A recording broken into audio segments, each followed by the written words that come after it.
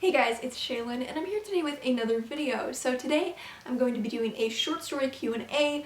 A little while ago I asked you guys for questions you had about writing short stories, writing short story collections, and publishing short fiction, really anything related to short fiction. Short stories are like my favorite topic to talk about. I could talk about short stories all day. Any excuse to talk about short stories, I will take it. I'm probably going to split this Q&A up into a couple parts. Any tips for choosing which stories not to include in a collection? Thoughts on including stories with similar themes and ideas? Yes, I am asking because I have two cult stories and can't tell if I should include both. That's fair. I have had this exact dilemma. Choosing which stories to include in a collection can be really easy or really difficult depending on your collection. So I found it really hard to figure out which stories would go in my collection because I wasn't writing a collection that was based around a specific theme or topic. You know, some people write collections that are very conceptual and they have like a really distinct topic and vision for their collection, and so it's pretty easy to know which ones go and which ones don't. But if you're writing a collection that's a little more broad and where the purpose of the collection is actually to showcase more of a range of stories, that can make it a lot more difficult. A few things that helped me, first of all, was just like listening to your gut. If there's a story that you feel like isn't up to snuff, like it's just not good enough. I had a lot of stories that I was including in my collection for years and I didn't like them as much as the other stories in the collection, but it was like, I've written this so I feel like it should go in my collection. And so it was really important for me to go, just because I wrote something doesn't mean it has to go in my collection. I think especially when you start writing short stories, it's really easy to feel like every story should go in your collection because you haven't written enough stories to start separating kind of like those top tier cream of the crop stories from the ones you're less proud of. You know, when you have a smaller pool of stories you're working with, at least I found this when I'd written, say, 8 stories, it was like, why would I not include all of these in my collection? I have space. But now that I've written like 30 stories, it's a bit easier to see the really good ones kind of float to the top. It might also be an intuitive feeling like this one just doesn't fit. You know, it's just an outlier. It doesn't fit tonally. It doesn't fit thematically. I had this one story that I wrestled with for a really long time called Dramatis Personae. It was one of the first stories I ever wrote, which is why I had emotional attachment to it, even though I didn't think it was as good as my other stories. It just didn't fit tonally, and it just never felt like it was in conversation with the rest of the stories in my collection. And so eventually I had to just listen to that intuitive gut feeling, which was that this shouldn't be here. These things become clear with time. It became really clear to me once I started working on a second collection, because then there was like this clear divide. Because beforehand I basically saw my first collection, which is called Pareidolia, as like the place to shelve every story I've ever written. And when you're writing your first collection, it's really easy to see it as basically the place where I put all my stories. And you kind of associate this collection with every story I've ever written. One of the hardest points to reach as a short story writer is learning how to cap off that first collection. That was so hard for me. And making some difficult choices and going, this collection is not the home for every story I've ever written.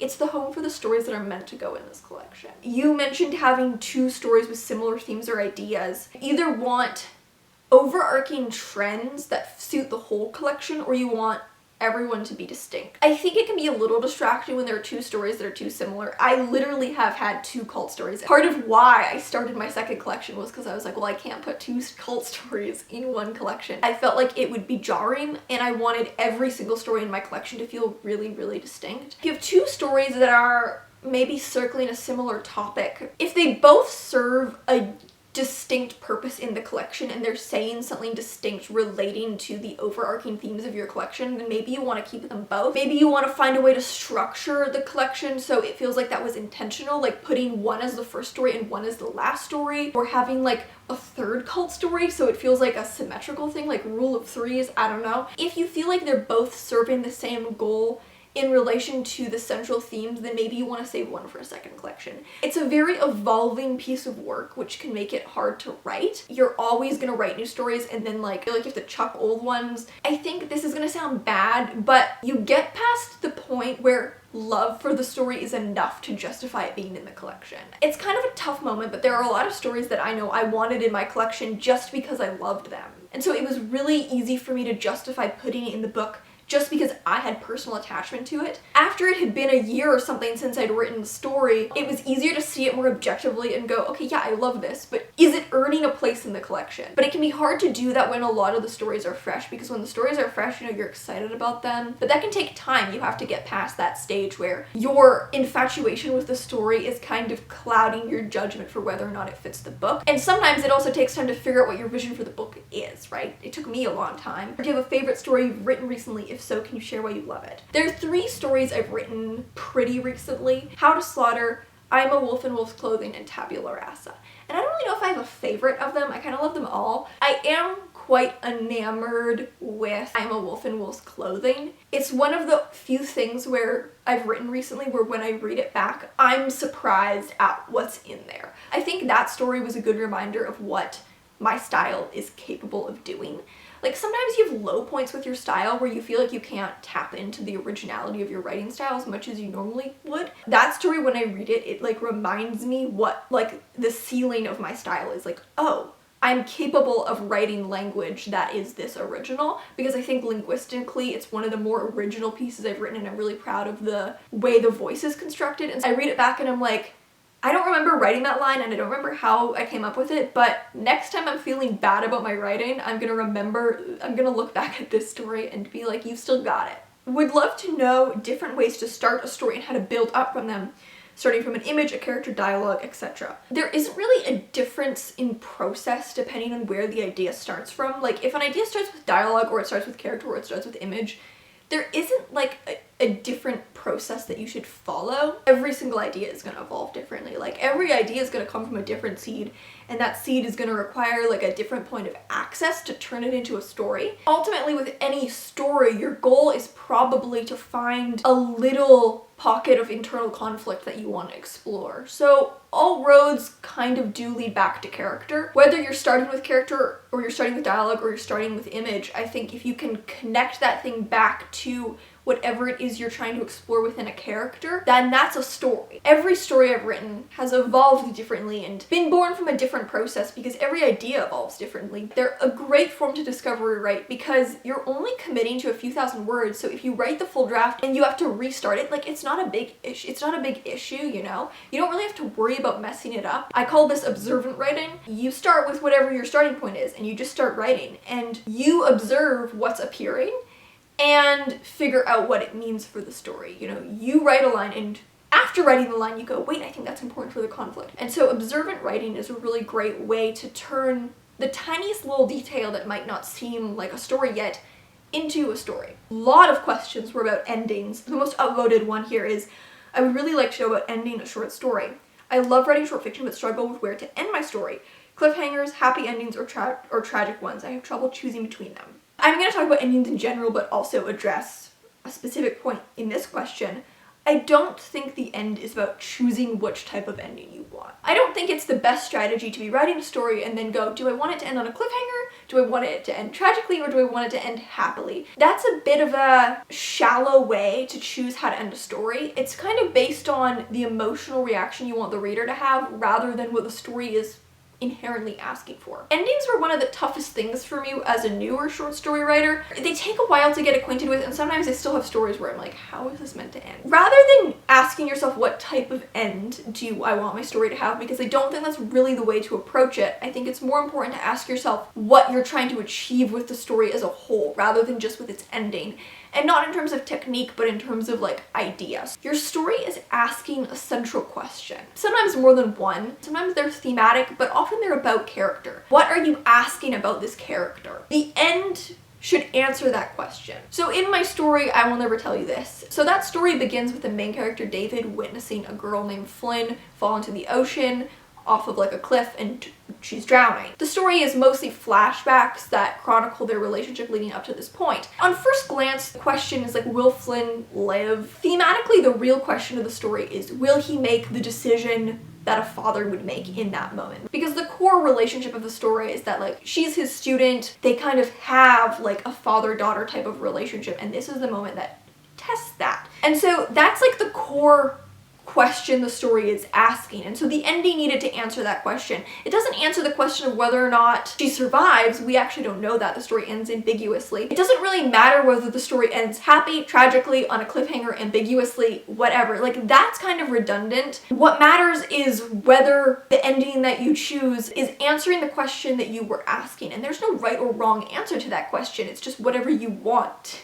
the answer to be. Another thing that's really useful is to think about what's called the occasion. It's like an event that feels promised by the story. In another one of my stories called Cherry and Jane in the Garden of Eden, the story is about a nanny at like a really fancy summer home, and there's a garden on the property that they're not allowed into. The occasion of the story is the main character going into the garden. It feels promised that she will go into the garden. It's also promised as part of the occasion, not just that she will go into the garden, but that when she goes into the garden, it will reveal something important about her character. I really like to think about the end as like, what am I trying to reveal or say about the character? Usually, not universally, but when in doubt, the strongest end for a story is usually one where the main character makes a choice and does something active. Most stories will end with the character making a choice, the character having a revelation about something crucial being revealed about the character, or multiple of those things. But when in doubt, if the main character can make a choice, that will usually feel like a satisfying end, whether it's happy, tragic, sad, open-ended, ambiguous, decisive, a twist, etc., etc.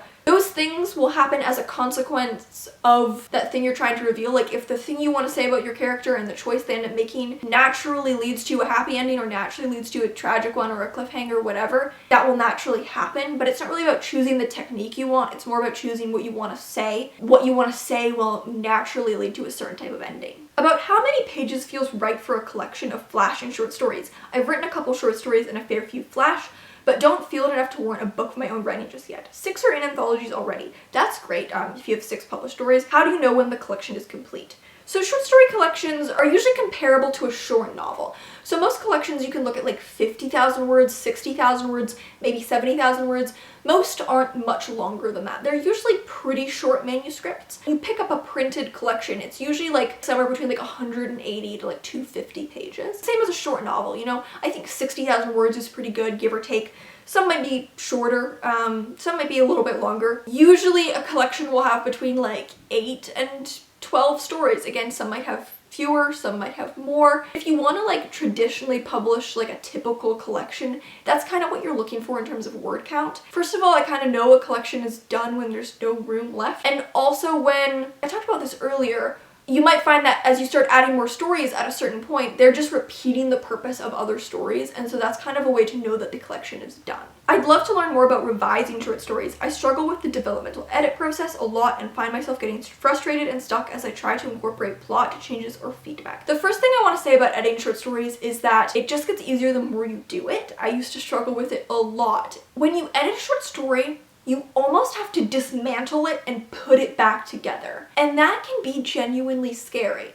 I had this feeling with a lot of my stories where I would write them, I would get them workshopped. Obviously I would know I had changes I had to make, right? Like I had pages and pages of workshop notes. I would be so scared to actually just jump into the document and start working on it. I was scared to take the story apart, and I would make these tiny little minute changes. You have to be a little brutal when you're editing a short story. You have to be willing to just tear it apart and then put it back together. And sometimes when you put it back together, it's actually pretty similar to how it was before you tore it apart. Once you accept that that's something you have to do, it's not that hard. You've only got like, what, 5 scenes maybe? And so it's actually not as scary to tear the whole thing apart and build it back as you might think.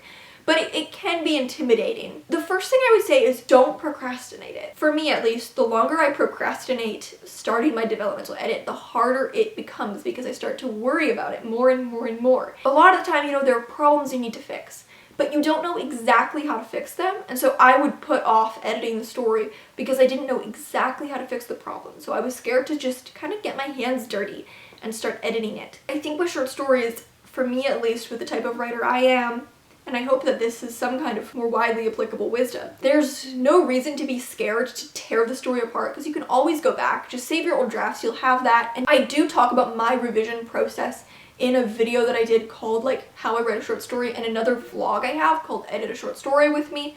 I'll leave both of them in the description. One thing that I find really helpful is to make an outline. You know, I'm a discovery writer. I'm not big on charts and outlines and all that stuff. I'm a very like type B person. When it comes to editing, I really do need to outline them because it can be overwhelming.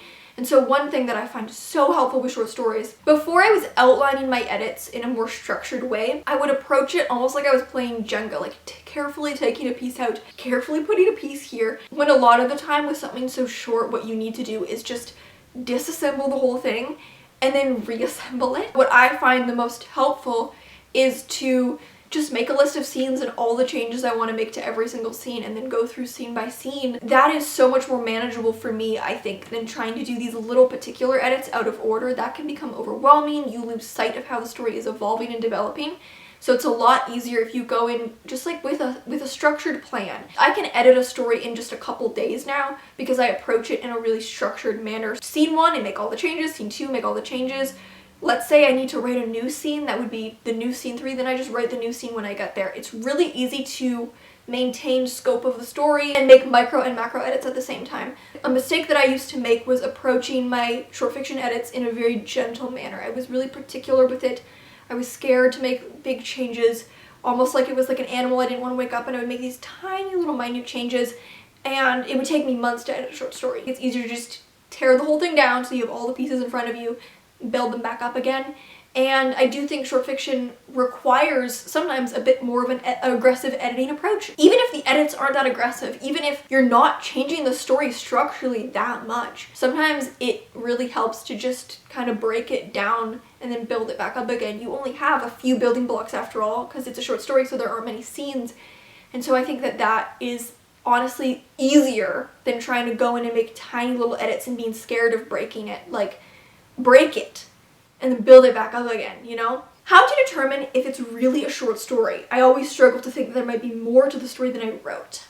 This is really understandable, and I'll say something that is maybe like hard to hear. When you are a short fiction writer, you have to accept that there's actually always more to the story. You have to learn the difference between what is the story that I'm trying to tell and everything interesting that could ever happen to the character, right? Especially as novelists, it can be easy to feel like a story ends when I have explored every interesting thing there is to say about the character. There is going to be more to say. Like, you're always going to be leaving things off, right? Like, characters are very complex people, and in a short story, you're only exploring a really particular, specific moment and thing about them. Even if the story is set over a long period of time, it's going to have a really specific thread that it's following. There is more to say. There is more that's compelling to say about the character. If this is a compelling and interesting character, there will be more to say about them. But it's learning to distinguish what's interesting versus what's interesting and pertains to the story that I'm trying to tell. You know, that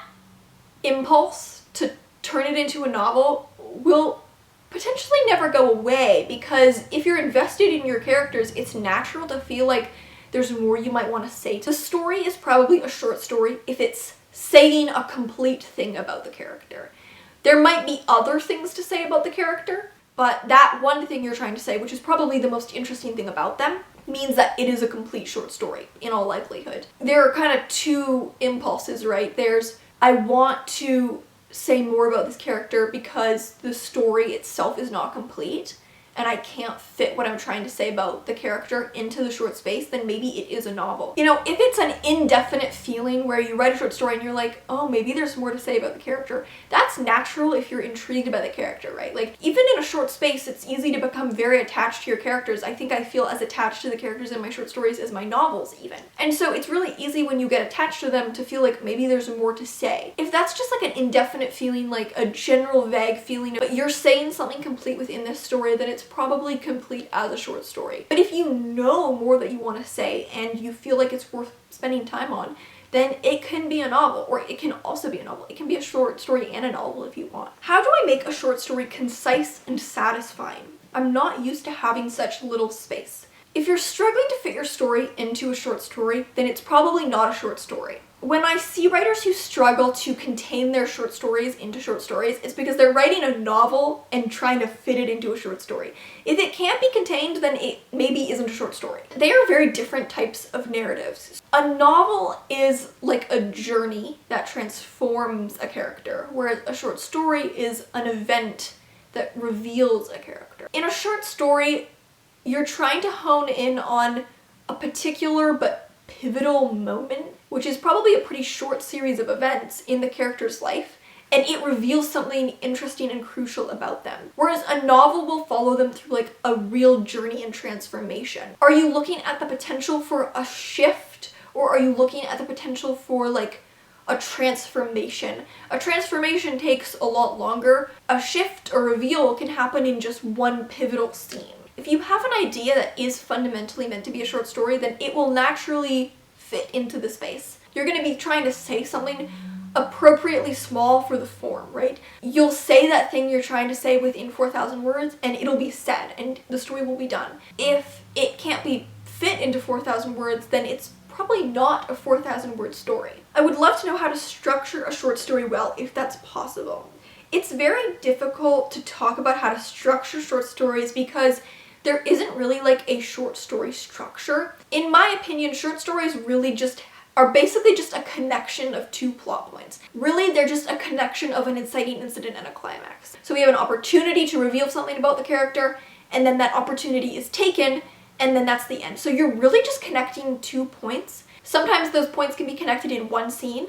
Sometimes they can be connected in 5 scenes, sometimes they can be connected in 10 scenes. You're just connecting 2 scenes. There's kind of like a direct linear flow between all of them. Let's say your story has 3 scenes, and the second scene is a flashback. You have scene A and then scene B, which is the flashback directly builds on scene A, and then scene C directly builds on scene B, if that makes sense. There is like a concise, unbreakable linear flow in a short story. Novels are a bit choppier. They have mini arcs. Tensions are opened, they resolve. There are lots of little arcs, have little swervy side tangents. Short stories, they begin, they end. And if there's ever a point where the tension or the conflict is dipping or diverting, that's probably like a hiccup in the story that you want to iron out. There's not really like a theory for short story structure, like the hero's journey or like we have for novels. Too short for that. So I would just think about what are the 2 points you're trying to connect? What's the opportunity that you're presenting? What is going to come of that opportunity? And what's the most concise way to connect those 2 points? And that's basically how you structure a short story. How much do you wait between getting the actual idea for a story and actually writing it? This depends, but I usually start it right away. And this just depends on the person. Some people might like to sit with their ideas more, like ruminate a little. Sometimes there's a concept, but I haven't really figured out how to approach the concept. I might sit with the concept for a little bit. There's getting the concept and then there's hearing the language for the story. I might not start it as soon as I have a concept, but I start it as soon as I hear the language for the story. And sometimes those are the same thing. Like I'll get the concept and I'll start to hear the language for the story. And sometimes it's one or the other. But as soon as I start to hear the language for the story, so hearing the character's voice and lines that I want to grow the story from, then I begin right away. So often I'm literally starting right away. Basically, as soon as I feel called to write it, then I start writing. How do you get ideas for short stories and how do you distinguish a short story versus a flash fiction idea? I'm struggling a lot with this and I know you had the same problem when you started writing short pieces.